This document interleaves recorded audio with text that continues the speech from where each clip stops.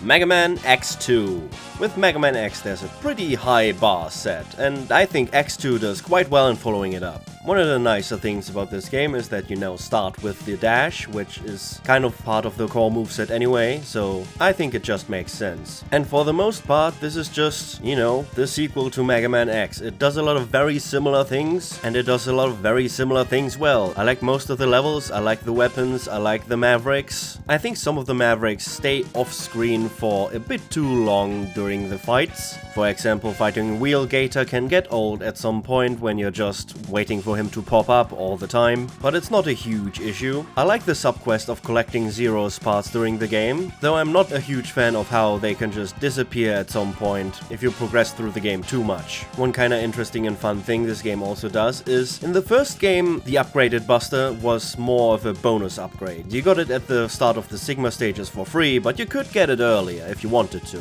Here the upgraded Buster is required for a lot of the collectibles. You need specific Maverick weapons, and sometimes you need to charge them up too, for which you need the upgraded Buster. It's just one of those things in this game that makes the exploration a little more interesting than maybe in the first game, even though that already had a lot of fun stuff going on.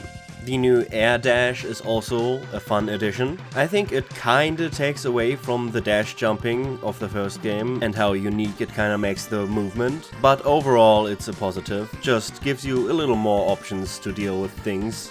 There are a few oddities in this game though compared to the first one. First of all, there's a couple of really weird platforming challenges in this game. Looking at Magna Centipede stage and some of the Sigma stages for that, which I really don't think needed to be here. Then the upgraded Buster Shot now also makes you stop in place, which is weird. I don't know why they did that. It really breaks the flow of things if you're just stopped in your place while in combat. Though one thing I also want to mention about this game is the soundtrack, which is kind of insane. The soundtrack for the first game is great, but this is just different. The soundtrack to Mega Man X2 is really something special, and I think it's oftentimes overshadowed by the first game. It really shouldn't be.